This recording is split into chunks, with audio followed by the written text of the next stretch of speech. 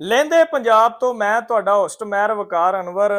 ਲੋ ਜੀ, ਇੱਕ ਹੋਰ ਚੋਰੀ ਹੋ ਗਈ ਜੇ ਇਲਾਹਾਬਾਦ ਦੀ ਹਦੂਦ ਦੇ ਵਿੱਚ। ਇੱਕ ਹੋਰ ਘਰ ਰਾਤ ਦੀ ਤਰੀਕੀ ਦੇ ਵਿੱਚ ਲੁੱਟਿਆ ਗਿਆ। ਇਹ ਵੇਖ ਲਵੋ, ਸੇਫ ਦੇ ਜਿਹੜੇ ਦਰਾਜ਼ ਨੇ ਕਿਸ ਤਰ੍ਹਾਂ ਉਹਨਾਂ ਨੂੰ ਤੋੜ ਕੇ ਕੀਮਤੀ ਸੂਟ, ਸਮਾਨ, ਨਗਦੀ, ਪੈਸੇ, ਸੋਨਾ ਸਾਰਾ ਕੁਝ ਲੈ ਕੇ ਨਾਮਾਲੂਮ ਜਿਹੜੇ ਚੋਰ ਨੇ ਰਾਤ ਦੀ ਤਰੀਕੀ ਦੇ ਵਿੱਚ ਫਰਾਰ ਹੋ ਗਏ ਨੇ। ਦਰਜਨੋਂ ਦੇ ਕਰੀਬ ਜਿਹੜੇ ਘਰ ਨੇ ਇਲਾਹਾਬਾਦ ਦੇ ਵਿੱਚ ਲੁੱਟੇ ਜਾਂਦੇ ਪਏ ਨੇ।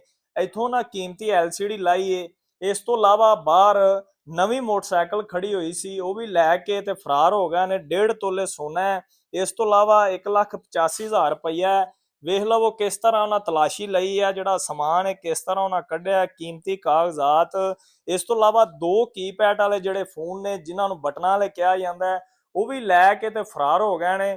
ਤੇ 15 ਤੇ ਕਾਲ ਕਰਨ ਤੋਂ ਬਾਅਦ ਪੁਲਿਸ ਆਈ ਹੈ। ਮੌਕਾ ਵੇਖ ਕੇ ਉਸ ਤੋਂ ਬਾਅਦ ਤਸੱਲੀਆਂ ਦੇ ਕੇ ਵਾਪਸ ਥਾਣੇ ਦੇ ਵਿੱਚ ਪਹੁੰਚ ਗਈ। ਇਹਨਾਂ ਨੇ ਅਪੀਲ ਕੀਤੀ ਹੈ DPO ਕਸੂਰ ਅੱਗੇ ਕਿ ਫੌਰੀ ਤੌਰ ਤੇ ਜਿਹੜਾ ਸਾਡਾ ਕੀਮਤੀ ਸਮਾਨ ਗਿਆ ਉਹ ਵਾਪਸ ਲੈ ਕੇ ਦਿੱਤਾ ਜਾਵੇ ਤੇ ਇਹਨਾਂ ਚੋਰਾਂ ਦੇ ਖਿਲਾਫ ਵੀ ਸਖਤ ਕਾਰਵਾਈ ਕੀਤੀ ਜਾਵੇ।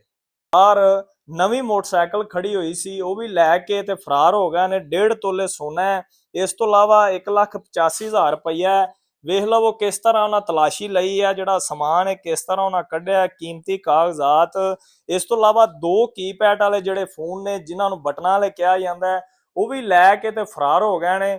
ਤੇ 15 ਤੇ ਕਾਲ ਕਰਨ ਤੋਂ ਬਾਅਦ ਪੁਲਿਸ ਆਈ ਹੈ। ਮੌਕਾ ਵੇਖ ਕੇ ਉਸ ਤੋਂ ਬਾਅਦ ਤਸੱਲੀਆਂ ਦੇ ਕੇ ਵਾਪਸ ਥਾਣੇ ਦੇ ਵਿੱਚ ਪਹੁੰਚ ਗਈ। ਇਹਨਾਂ ਨੇ ਅਪੀਲ ਕੀਤੀ ਹੈ DPO ਕਸੂਰ ਅੱਗੇ ਕਿ ਫੌਰੀ ਤੌਰ ਤੇ ਜਿਹੜਾ ਸਾਡਾ ਕੀਮਤੀ ਸਮਾਨ ਗਿਆ ਵਾਪਸ ਲੈ ਕੇ ਦਿੱਤਾ ਜਾਵੇ ਤੇ ਇਹਨਾਂ ਚੋਰਾਂ ਦੇ ਖਿਲਾਫ ਵੀ ਸਖਤ ਕਾਰਵਾਈ ਕੀਤੀ ਜਾਵੇ।